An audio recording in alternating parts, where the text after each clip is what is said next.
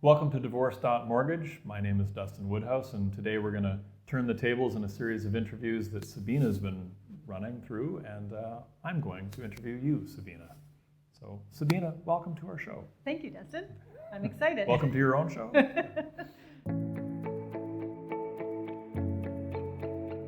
Sabeena, why don't we begin at the beginning? How far back in time do you want to go?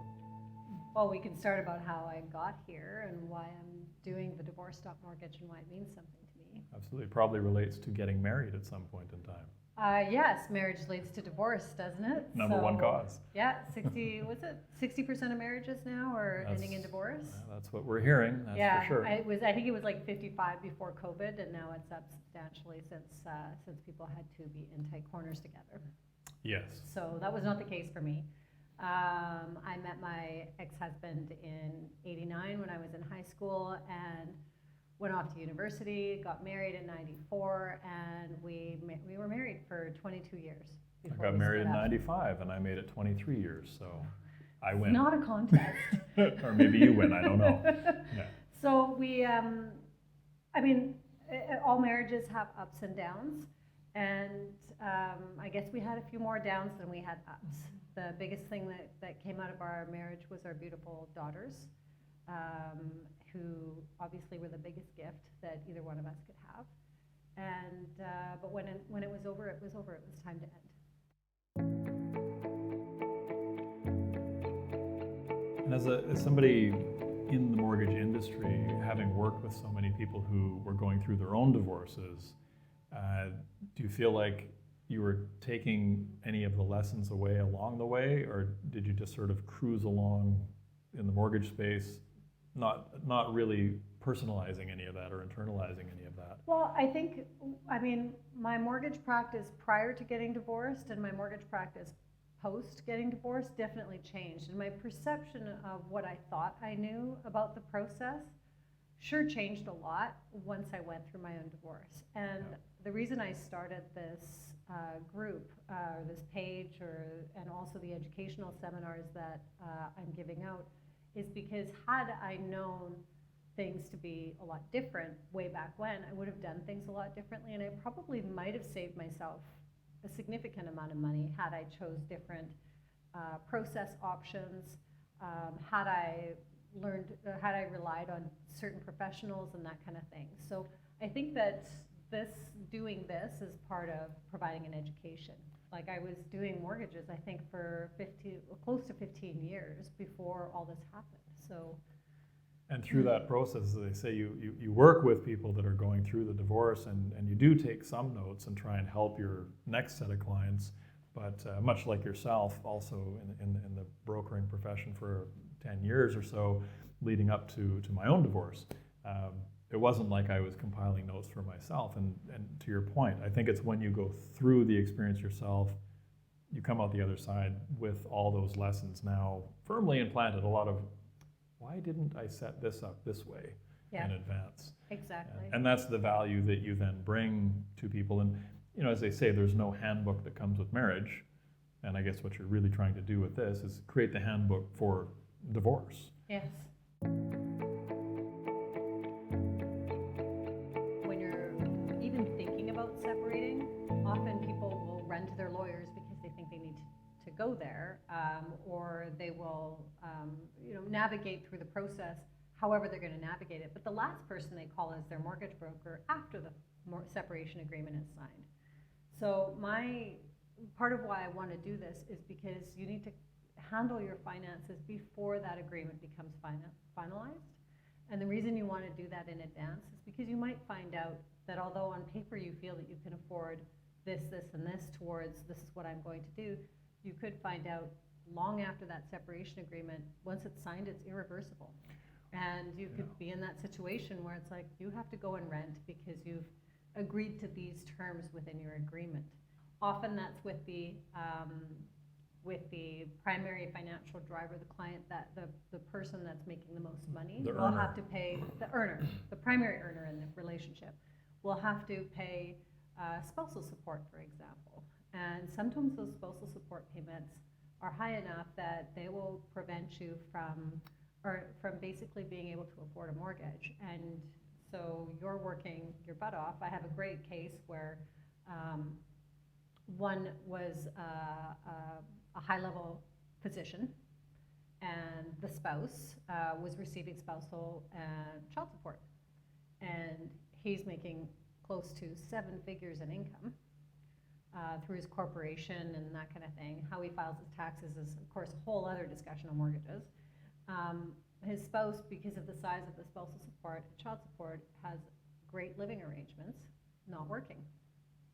He's working, and because of the size of those child support and spousal support payments, he can't buy a property.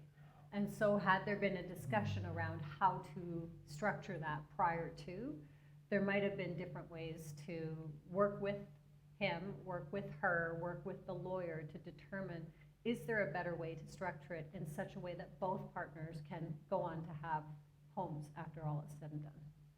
And doing so before the ink is dry on the agreement, right? In other words, engage the mortgage broker much earlier in the conversations while negotiating that separation agreement to ensure you're going to be able to wind up with the housing you want to be winding up with. Exactly. The whole reason the law is structured the way it is in BC is so that there's fairness. We're very lucky that we live in a place where first the children come first, and the best interest of the children always comes first, so that is extremely important and extremely valuable. Also, the less earning spouse is not left at a disadvantage with the process, with the way the law works. But in the same respect, we want to make sure that both have equivalent housing. So there's not a difference between both households when the children are going back and forth and saying, well, mommy's got a nicer house than daddy, or daddy's got a nicer house than mommy. It's supposed to create an equal environment. So we want to try and help that. And it might be a matter of, your lawyer can help you with that. I can provide advice on financing, and there's just different ways to look at it. But maybe I would say I would not necessarily have looked at it that way until I went through my own divorce. In your experience, how much knowledge do you find, current knowledge, do you find divorce lawyers have around mortgage qualification? Very little. Same as accountants. Accountants are there to save you money on your taxes. If you are self-employed, that accountant is going to write your income down to 0.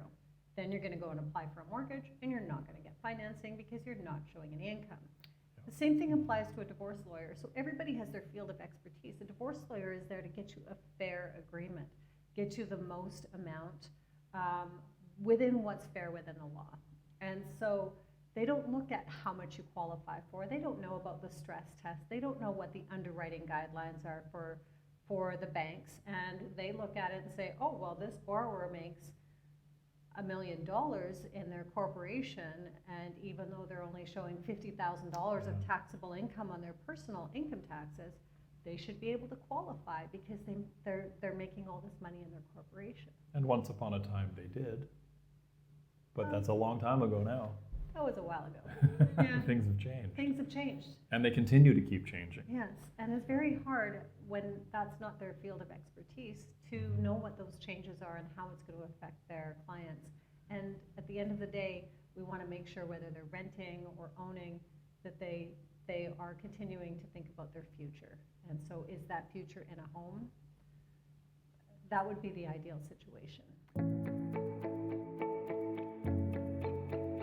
I think increasingly what really it boils down to, it sounds like, is you've got a lawyer who's a specialist in the separation and division of assets and spousal support, and they're following the latest code and laws. And then, like you say, you've got your accountant that's your specialist, and then you have your financial advisor that's a specialist. And one of the missing pieces of that puzzle in some cases is the mortgage broker. Quite often it's also a specialist. Yes. And for those people who like to go to their bank, they're not necessarily getting the advice they need from their bank. They're getting a rate and a product with no explanation of why they only get qualified for $300,000 of mortgage and whether there's other options. I have a client that was, she was in a situation where she didn't quite fall in within what she wanted to qualify for. And so we ended up getting her an alternative mortgage based on her future. She had future potential income. She didn't quite fit into that box that the bank has. We got her an alternative mortgage, and then within a year had, and it wasn't, when I say alternative mortgage, I'm not talking about very high interest rates. I'm talking about slightly above what the bank rates are offering. But what she paid for that mortgage was phenomenal. When you look into the future and you see a year later, she qualified to move that mortgage back to the bank so she could get a better rate. But in that time period, her property had appreciated so much that had she waited a year to buy that property, had she said, oh, I can't do it now, I have to wait to qualify in a year, she would not be able to buy the same home she owes today. Yeah. And the cost to her was minor compared to the cost of having stayed out of the market. The Vancouver real estate market in particular, but BC in general, has always been a speeding train. And some years it's a bullet train, other years it's a regular train, but it's always moving and trying to get back on. If you get off of that train, it's very difficult. And everybody's waiting for the bubble to burst, but the thing they don't realize is that we are locked in by mountains, ocean, US border, and agricultural land. So, and we continue to have a growth of population. And we have growing immigration as well, and then we have refugees coming in. So the need for housing continues to grow. The housing starts in terms of how long it takes to get high rises approved, getting new units built, the time it takes to build them. Post-pandemic, even during the pandemic, getting the supplies they need to do the building, everything is taking so much longer. So the demand is there. Yeah. I think the only thing that might slow it down is rising interest rates for people that can't afford them. But there's no end in sight for rising real estate prices. No. And those rising rates, as you say, they're likely to slow the activity level a little bit, but unlikely to actually bring prices down. They might slow the appreciation. I believe the activity level has slowed with rising interest rates only because everybody's like, I'm going to wait for the bubble to burst. Yeah. Because it's coming. Which we've seen before. We've seen before. Yeah. You look back at historically, if you look at Vancouver over the last 100 years, it still goes up. Yep. Taking into account the 80s, 90s of higher interest rates, it happened, we got through it, but wow, rates. Yeah. There's these little pauses for 6 to 12 months, maybe 2 to 3 years at max, and then it gets going again. And yeah, I would agree, at this point, April of 2022 feels like a pause has just begun. But how long will that pause last? Don't know. Here's a specific question for you.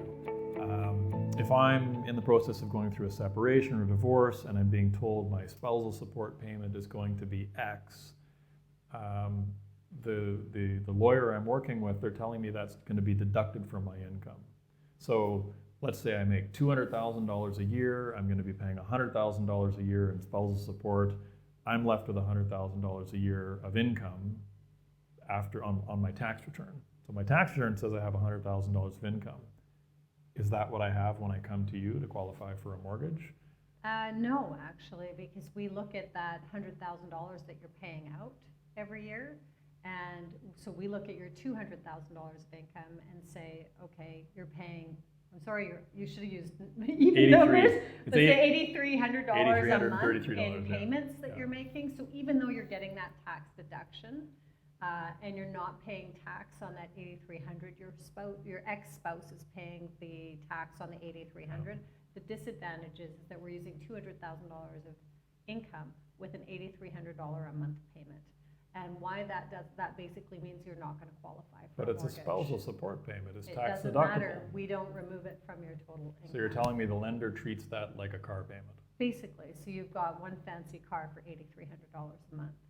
So how do you offset that? If your ex-partner or the marital home that you had, one of the things that you can do is perhaps to do a lump sum from the sale proceeds of the house or from some of your investments to do a spousal buyout is what we call it. So where you're buying out that using a lump sum to pay that upfront instead of making a monthly payment for that. So yeah, if the spousal support payment situation was going to be 5 years, and it was going to be $100,000 a year, there's a formula that the lawyers will use for an actual. It's not a straight line mathematical answer, but they'll give me the option potentially of a lump sum payment rather than the ongoing, and the lump sum payment just takes it all out. And if I can afford to do that, then I come to the table with $200,000 of income to qualify for a mortgage with no problems. Exactly. And you may have less money towards down payment, but at least you'll qualify to buy something. Yeah. If you show up and you've got this large payment, you're not qualifying for zero. I feel like that's a thing that a lot of people must trip over. They must get their separation agreement signed, sealed, everything's done. They're like, okay, I have this amount of income after tax. It's being treated as a deduction, and they come to their mortgage broker and they're told they can't do a thing. Yeah, the banks don't deduct it from your income, which they did back in the day, no longer they do. And also, I mean, just from a practical point of view, if you've got those $8,300 a month payment over 5 years, that's a significant amount of money on a monthly basis. And that amount you are still paying out of your post-tax. Because you're getting your paycheck, you're getting a $200,000 paycheck, they're taking those taxes at source from your employer. And so you're paying that $8,300 out of your whatever you're getting from your employer. True, yeah. So you're also in the negative cash flow that way. You get that tax refund at the end of the year, but it doesn't help you with a cash flow on a monthly basis. You're right. I hadn't considered that because an individual in that situation they're waiting for that tax return at the end of the year. So that first year is really going to be very tight. difficult. Yeah, yeah. And you're paying out that payment, and what happens in the first 5 years if you get sick, if you lose your job or anything like that, you still have to pay that spousal support despite how your financial situation will change in those 5 years. Child support will adjust according to your financial situation every year, whereas spousal support is, that's it, you've got to pay that regardless of whether you have your job or not. Yeah, I feel like this is the moment where people viewing pause and think, whoa, like there's very serious financial implications all the way around on this, including, again, in the Vancouver real estate market, the number one concern really has to be for a lot of people, where am I going to live? So again, not to belabor the point, but the conversation with the mortgage broker is crucial early on in those negotiations, because is it going to be a lump sum buyout or a monthly payment, or is there a percentage? Is there a partial buy down? And to get that payment into a ratio where it works. Absolutely. And if you look at the historical market in Vancouver, you're best to buy and sell in the same market. That's the best way to get the most bang out of your down payment. Because if you're hedging your bets, more people lose in this situation where they sell high and think, oh, I'm going to buy low. It doesn't always happen, especially if there's a time lag between those two. So you're at great risk of seeing the market go up and seeing your down payment get you less and less as every day goes by. Yeah. So buying and selling in the same market is extremely important. You sell your marital home and you find out that you didn't write your separation agreement in a way that allows you to qualify for financing. Now you're going to rent. Well, when you rent, you can't do month to month anymore. All landlords want a 1-year lease. Now you're losing 1 year in the market. And that change in the market can be substantial, and you could be out of the market permanently. And of course, the landlord could be selling that property because the market is high, and now you're having to move again. And so to the earlier comment you made about the client who took the alternative mortgage to get in the market, it's moving the mortgage rather than moving their home a year later. And it's a lot easier to move a mortgage from one lender to another than it is to move house. 100%. Yeah. So whatever it takes to get back in the market, typically, that's never been bad advice. No. And when you're working with a mortgage broker too, there are alternative options. So there are alternative lenders. I've had a lot of clients going through divorce where I've said, you know what, let's do this because we know what the exit plan is. So we know how we're getting out of this in a year because we're going to restructure your finances like this, and this, especially for self-employed. For some self-employed, it's a matter of sitting down with the accountant and saying, which is going to make more sense? Does it make sense to show more income? Well, if you have to pay $100,000 more in taxes, but your interest is only going to cost you $7,000 more a year? Yeah, yeah. Well, again, it's where that confluence of all the different professionals in one's life, it would be wonderful to get them all around a boardroom table together, which doesn't happen very often. We're off each in our corners working away at what we work at, being the best at what we can be at, not realizing the problems that we create for one another. Yeah, and that's why divorce.mortgage was formulated, because it brings all those professionals together, financial advisors, parenting coordinators, counselors. You need a counselor for yourself. I'm a mortgage broker. I'm not a counselor, but I do find that often I am counseling my clients. Today, before I came here, my conversation was telling a client that despite all the desire she had to stay in the marital home, that financially it wouldn't be the best thing for her. Yeah. And that as much as she was hanging on to that, what was she hanging on to? And then I actually did suggest perhaps she should talk to a counselor about that and maybe talk through that, because being financially stressed is the worst situation you can put yourself in post-divorce, because the divorce is, I want to say divorce is almost worse than death in some ways, because death is there's a bit of closure around divorce, around death, right? That person is gone, good or bad, no matter what happens, they're gone, and you can move on. When you're getting divorced, you still have that, there's, I don't know what the percentage is of amicable relationships to contentious. Sadly, I didn't fall into the amicable divorce, which is probably why it took so long. So you probably don't want to hear about how I feel like I have the best divorce in Canada going? Yeah, I'll go stop. ahead. Let's tell us about your best divorce ever. Yes, I know, it's, when you have an amicable divorce, it is the best thing for everybody. And so doing everything you can. Obviously, the marriage didn't work. You're never going to resolve those differences. So continuing to fight when you're apart doesn't really necessarily help anybody. But that stress, add to that the financial stress of trying to hang on to this house that you have this sentimental attachment to, may not be the best interest for everyone.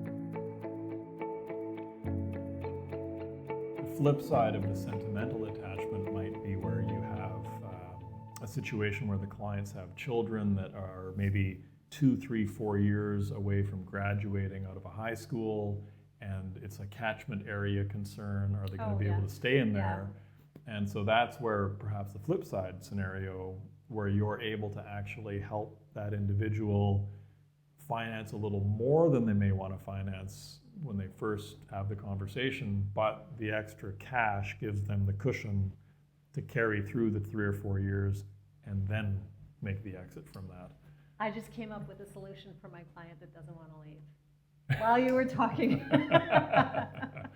Well, I've had a we few could clients. put her in one of the alternative mortgages and finance the payments for 2 years so she can keep the kids in school. Yeah, and I've had that conversation with clients of my own where, and it's emotion, right? They're not sure what they're capable of financing. In their minds, a lot of people tended, certainly historically, pre-stress test, a lot of clients tended to self-regulate quite low, like, I think my payment, I can only afford this. It's like, well, actually, you qualify for all this. And they, oh, really? Now, since January 1st, 2018 with a stress test, that's changed a little, and more often than not, we're having conversations with people who, what do you mean I can't qualify for that amount of money? Yeah. So it's a little trickier, but yeah, it's absolutely worth having the conversation about taking on a mortgage bigger than you want, because hang on, how many years are we talking? Is it 2 more years to high school graduation and your kids can stay in the same social network, stay in the same school, stay in the same home? Maybe that's a good thing. Then let's structure it to get you through that period. Yeah. And well, again, not to be spinning the Vancouver market as this never-ending positive experience, but let's face it, most people who stayed in their home an extra few years in the Vancouver market They have made not more than the costs that they had to carry it. right, the appreciation. Absolutely. I've seen that time and time again. And often when I've had those conversations with clients that I've encouraged to go down this road, it may feel scary at the time, but 2-3 years down the road, they're like, Sabeena, thank you so much, because I would not be able to be where I am if it wasn't for those decisions and being a little creative and thinking outside the box.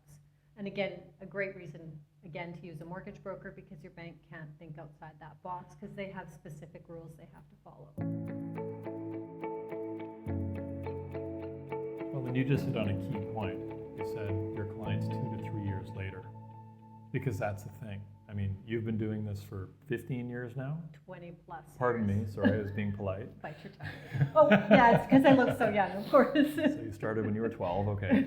So you've been doing this for 20 plus years. Yeah. Retiring anytime soon? No. Yeah, probably not, I live right? in Vancouver. Yeah, we always joke in the industry that most brokers will be found keeled over their keyboard in their 80s or 90s. Oh, no. You know, because it's a great business. It's a I people love this. business.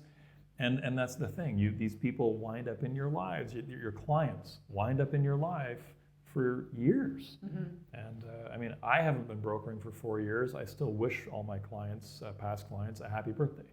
I still have the list going, and I'd send out a quick little email every day. And just today, I had about a 6 or 7 exchange with the client. And I said, we're thinking about making a move, and if we do, we'll call you. And I didn't have the heart to tell him, I'm not brokering. I'll refer him to you. I'll refer him to you. Great guy, actually lives in your neighborhood, so I'll refer them to you. But yeah, it's an ongoing relationship that you build with those clients. So you're not talking about putting them in something and then No. you're helping them all the way along. All the way along, even during the mortgage. I have lots of clients that reach out to me regularly, daily. I get emails from clients that I may have done a mortgage 6 months ago, a year ago. Sabeena, what do you think about what's happening out there? Can we have a chat?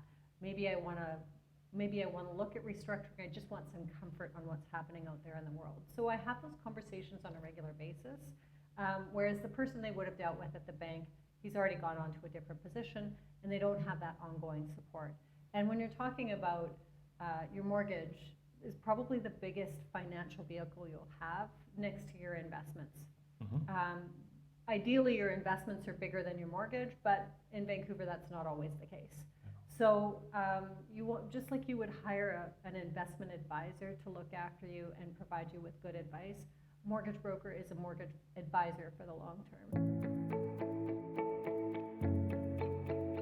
The phrase begin with the end in mind is often used, and nobody gets married planning on getting divorced, but people find themselves in the middle of a marriage, and sometimes it does take years before they wind up exiting.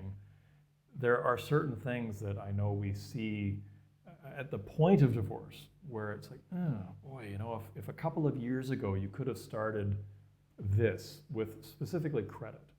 So can you speak to personal individual credit and the importance of it, and what does it take to actually build it? Because I think there are situations in marriages where one spouse winds up with less to no credit than the other, just as a byproduct of how things get set up. I think this can segue into a few conversations, but we'll start with credit. Credit, it's extremely important to have your own credit cards. You should have 2 credit cards reporting for a period of at least 2 years before you'll be able to qualify for a mortgage or any sort of additional credit. Whether you're earning money or not earning money, you should have that regardless. Have your own accounts. They should not be joint. If you're the supplementary card holder, that does not benefit your credit, it benefits the primary card holder.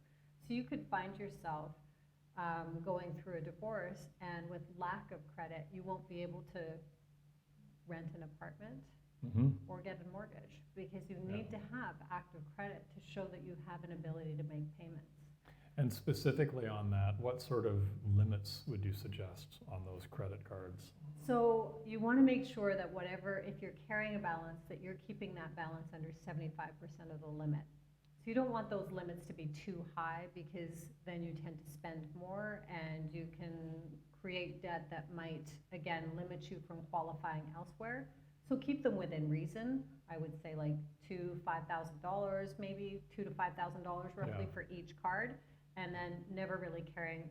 Personally, I would say never carry more than half of the balance of a limit on your balance.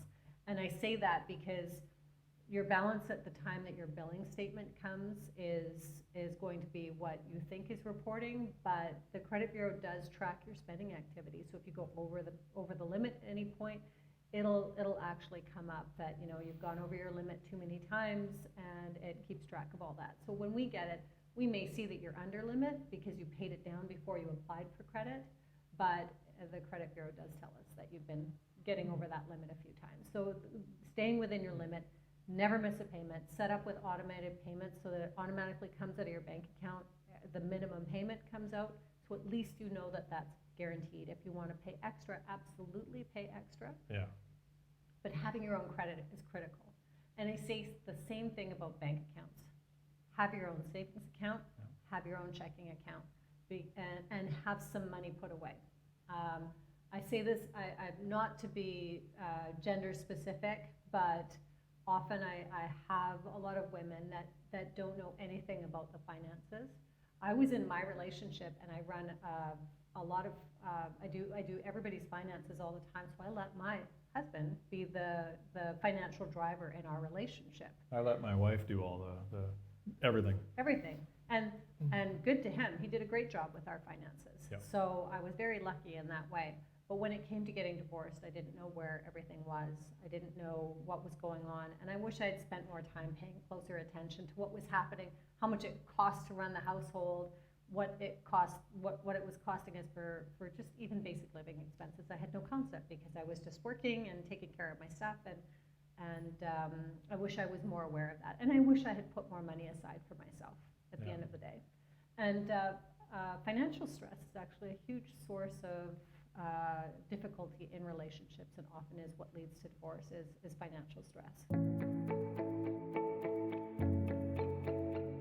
In your experience, how often do you find that being Canadians, we're too conservative? Like, we get the $500 credit card, thinking that that's going to be good credit, because I'm not getting myself in trouble. But a high limit isn't always a bad thing. Earlier you said like a $2,000 to $5,000 limit, but I've certainly had clients come through the door with the $500 credit card, thinking that was a good thing, which they would hit the limit on 2 or 3 times a month and pay off in full. Yeah. But of course, sometimes we're too conservative for our own good. Yeah. Well, when you don't, it depends on the situation with the bank in terms of how much they'll give you for a limit, and it's going to depend on your earnings too, because they're going to qualify you on that basis. But yeah, if you've got a $40,000 limit and you've got a $5,000 balance, that's going to be a lot better on your credit than a $500 credit card that you keep hitting the limit on because you're spending. Yeah. And if you have that limit and you're not using that card, then that's inactive, and we don't count that anyways. So you do have to, utilize that card. So we look at utilized credit.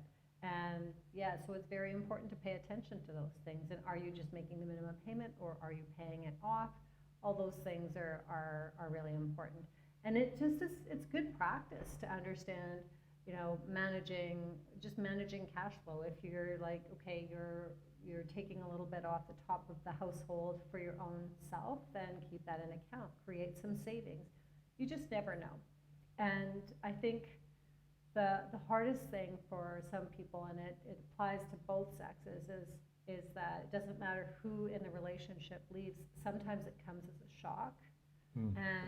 When it comes as a shock, being unprepared for that moment is the worst thing. And if there's one thing I can recommend to anybody, is that, and I've actually seen this where people get divorced and get remarried without a prenup. You've already been around the block one time. Yeah. You already failed to prepare for the end the first time because you were young and in love. And now you're a little older and a little wiser in theory, yet the preparation doesn't happen. Yeah. And you would think after going through a separation agreement one time, it'd be a lot easier to put a lot of things on paper up front. But I think that is a difficult conversation for a lot of people to have. Like, it doesn't feel romantic. It doesn't feel like love, and it feels like planning for failure in some people's minds. Like in I the think relationship. I agree with you. I think a lot of people have difficulty in that conversation.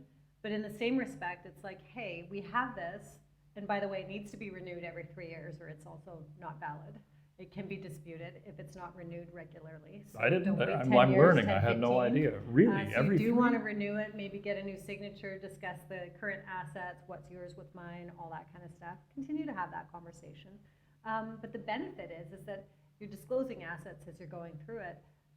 But if nothing happens, you don't need that cushion. You have a beautiful life together. Yeah. And you can go on, you retire, and you live happily ever after. But if you live happily never after, you want to make sure that you can be happy on your own. Yeah. Yeah. Good point. So Sabeena, tell me this. I come home, the bomb drops, I'm told we're separating. Yeah. So I have to like go get an Airbnb or something and figure out how to survive in the wild, how to live. What are the first steps I should be taking? There are some really important steps to take. You want to preserve your credit is the primary thing that you have to think about, because your future self will thank you for protecting your credit.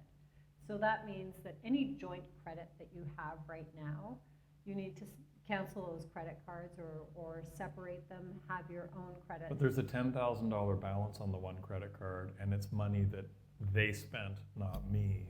So how do I cancel that credit card without, do I have to pay that off to cancel it? So if it's a joint credit card, then you're responsible to make sure that those minimum payments still get paid every month. Wait, so I have to make the minimum payments on their spending? Well, you'll have to have an agreement as to who's paying what. You would expect that they would be making the minimum payment on it, but if they don't, you should. And the reason why I say you should is because if it's on your credit, it will affect you. Yeah. And it'll drop your credit score. And at the end of the day, if you go back and say, but I was getting divorced and that was his debt, if you signed for it, you agreed to repay it too. So, and that's the biggest thing that's hard for people to understand. It's like, well, it's his, but I signed to help him get it. Well, no, then it's both of yours. Yeah. And anything that has both of your signatures on it is no longer his or hers. It's combined, it's joint, But whether it's- you like it or not. But it's worse than joint, isn't it?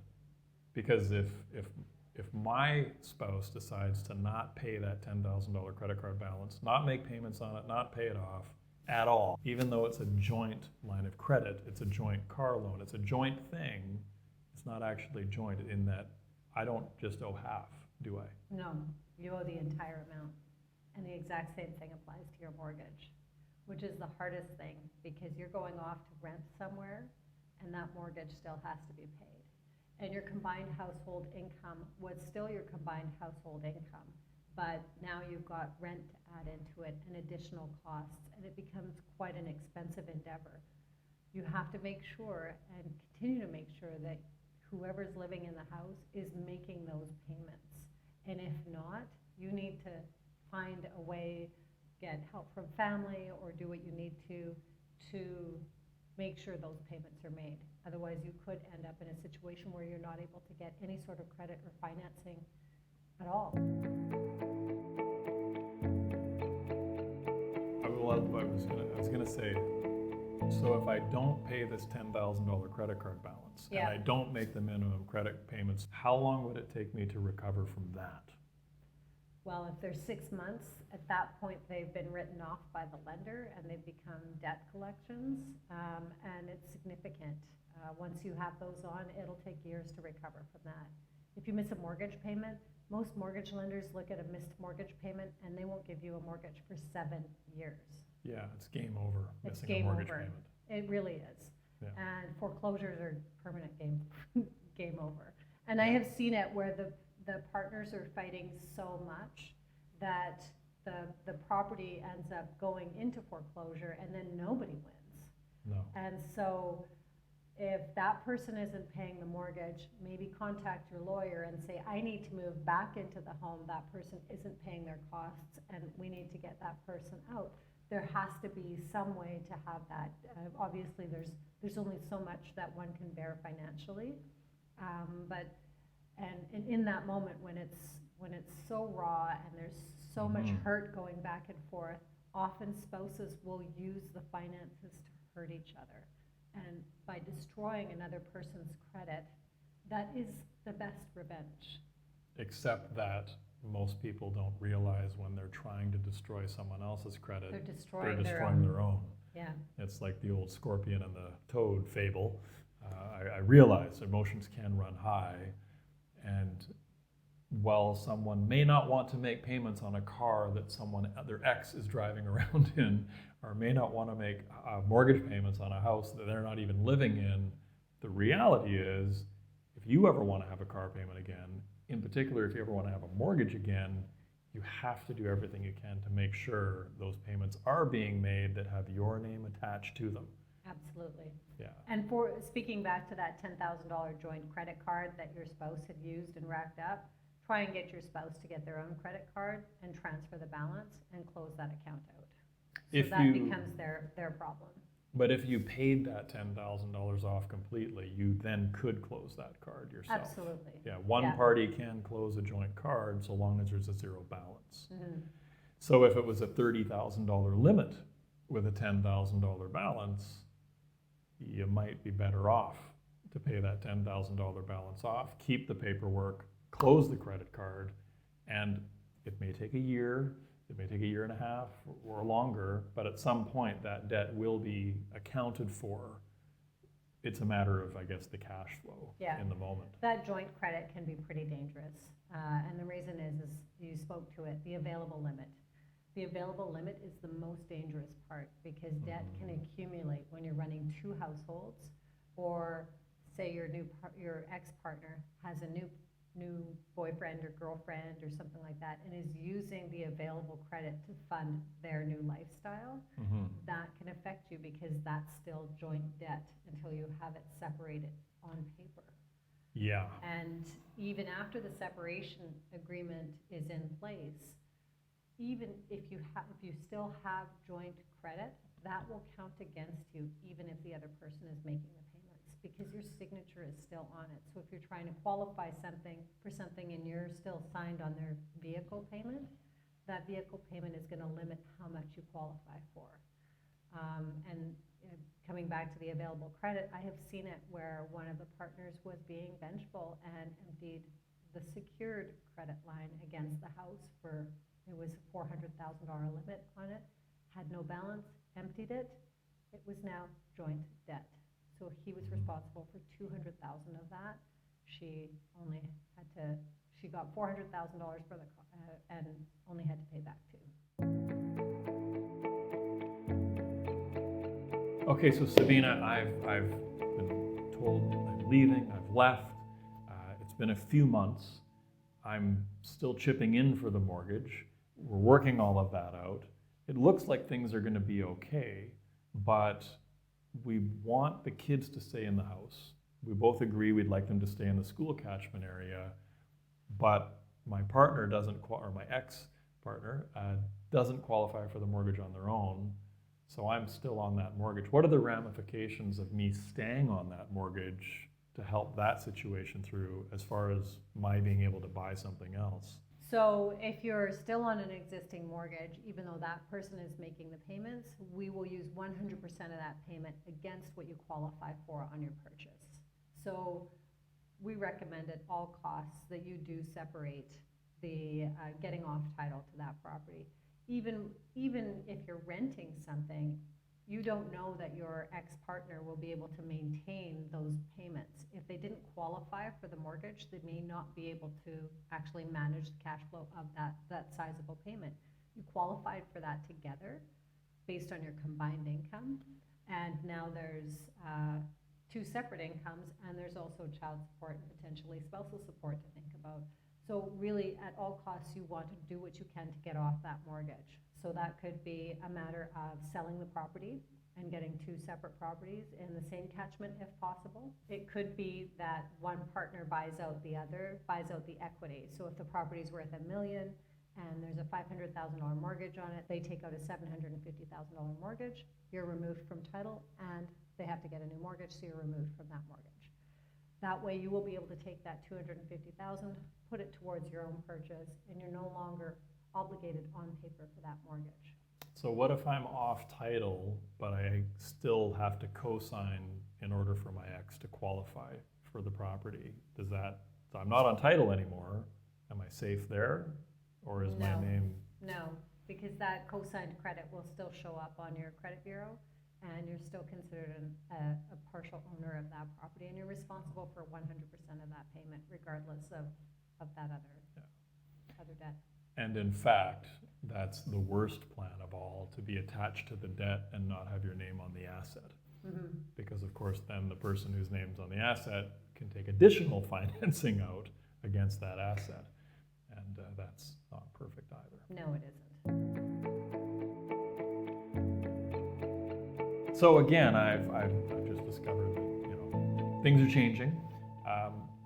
What are some of it, again, what would another key step be that I should be taking? You should be writing down, get as much information as you have about your household finances. So maybe you know everything, maybe you don't, but write down as much as you do know. When you are heading to a lawyer's office, they're going to ask you a lot of questions, and the more you know in advance is really going to help you basically capitalize on the time you have with that lawyer. If you go in and you don't know a lot of the answers to the questions, you'll be sent away to gather all those documents, and your billable hours will start to rack up. If you go in and you write down everything that you know that you have for all your assets, your investments, your cars, your house, and establish values for that based on what you think you know or what you do know that you have, then write all that down. Write down all your payment obligations, so all your debts, your liabilities. What are your balances on all your credit cards? What do you know about your ex-spouse's debts and liabilities, everything like that? Write all that stuff down. Build a picture of what you see, what you would like to, how you would like it to look when everything's done. Write down your thoughts. Understand what you want and where you want to see things going from here. Sometimes we can't change the situation of the divorce, but if we focus on the divorce itself, we can get caught up in the emotions and everything like that. And when you sit down with your lawyer is not your therapist. So you want to make sure. Your lawyer can be your therapist, they'll just be a very expensive therapist. And not that great of a therapist. No. Most times. Because it's not the wheelhouse. The longer the conversation goes around, he did this, she did that, all those conversations, that's going to take up time. The fact is, they're there to help you come up with an agreement that's going to be within the law, and it's going to help you to move into your new life. So focus on moving forward, and what are your next steps to get there? Just the facts. Just the facts. And I guess the key players as well. Who was the financial planner? Who was the insurance agent? And any names, contacts you can think of that played a role in your financial planning. Exactly. Who did you have your insurance with? Do you have life insurance? Who holds your disability insurance? All those kind of things are really important. And don't make any big changes right off the bat. I remember when I went to my lawyer, they said, don't change your will just yet, because you don't know how it's going to turn out in the end. And all that stuff has to get redone in the end anyways. And you're still technically legally married, so any changes would not necessarily help you. Well, and really everything you just outlined there, that's a good idea to do even if you're happily married, even if you're happily single. Yeah. I mean, that's just a good idea to sit down and have a document, whether it's actual pen and paper or a Word document, that you actually list out. These are the banks, the credit unions, these are the insurance companies, these are the people. And I know my parents do this on an annual basis, and then they give me a copy of it. Here's where everything is, here's all the people that are involved. Yes, absolutely. And that's at our parents' age, it makes sense because they're doing it for estate purposes. But we never know when that day is going to come. So death and divorce Doesn't matter. So having those things out, it just makes it easier if something should happen, whether it be either event, either of the D words, the bad D words. And I think going through that, the experience of divorce, or even the death experience, it's important to have allies. It's important to have a team of people around you who've been there, done that in the different capacities. But the go-to is always the divorce lawyer. But beyond that, what additional professionals would you suggest? So you do have to build a team at this time, and it's the earlier you start to develop who it is that you're going to have around you is really important. And know that you can interview those people and decide who you want those to be. You may not want to use the same financial advisor that your soon-to-be ex is using, because you may feel there's a conflict. Generally, there is not a conflict, because once you become two separate people, that financial advisor can no longer disclose information between you. So if you like that financial advisor, stay with them. If you're looking for a new one, there's lots of ways you can get them through referrals of your friends and family. I work with a lot of great financial advisors. Those are options. You want a good counselor. Very important to get a good counselor. Your counselor will help you when your lawyer can't. True. Where you don't want to be you don't want to be telling your lawyer the things that aren't related to the legal matters at hand of getting separated. Your therapist can help you through that. You can also get a divorce coach who can help you with getting through those, navigating those things as well. Some of them are certified, some of them have certain certifications, some can be alongside you when you go to speak with your lawyer, some can't. So it's really important to understand the difference when it comes to divorce coaches. The next one would be, if you have kids involved, it's not a bad idea to get a parenting coordinator. If things didn't work during the marriage and you disagree, custody can be a challenging thing. It's an emotional thing, because you're going from seeing your kids 100% of the time to potentially sharing them 50-50. And that's a really hard thing to face during divorce.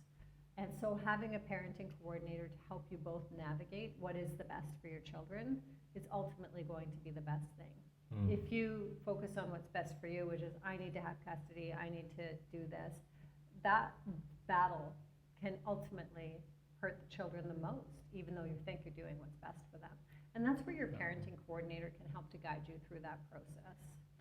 It's fascinating to see a parent say that their children are the highest priority and then behave in such a way to the other parent that is so distressing to the children that it completely undoes the words of my kids are my highest priority. I mean, I think being amicable through a challenging situation isn't easy, but it's so vital. And of everything that we've been discussing, the trying to push the emotion down a little bit and get past the difficult parts and stay as amicable as possible, especially when there's children involved. But even when there isn't, you're still going to cross paths. It's a small town. A contentious divorce hurts the children the most, because the children are born and they love their mother and they love their father, and their mother or their father may not be the nicest person, but they still naturally love that person, and it's hard if you pit them against each other. So, but that's a whole other, that's a parenting coordinator interview. So the children aren't the allies. Yeah. The allies we're talking about are the professionals. Exactly. That's right. And your your child is not your counselor in your divorce. Don't put them between you. It's very difficult. And another person that you want to have involved, you said divorce lawyer at the beginning of the conversation. It doesn't necessarily have to be, you don't necessarily have to have your own lawyers. There's so many different processes around who that legal person that's going to help you through that process. It can be collaborative, it can be a mediator, numerous ways to get divorced. So it's important to understand what those process options are. And I do have another video on that in the series, so you can definitely check that out to find out what your process options are as far as divorce goes. I highly recommend watching the video on collaborative divorce. That one worked for me. Yep. Worked for us. And there's as you say, there's a number of different ways to tackle it, and some cost dramatically more than others, but Yes. it seems like conflict is the number one thing that drives the cost. Yeah, and after the pandemic, the court system got so backed up that going to court is becoming less and less of an option. And so the costs will rack up with the lawyers and you don't necessarily get to a resolution. Thanks for joining us today. We have a lot more resources at divorce.mortgage.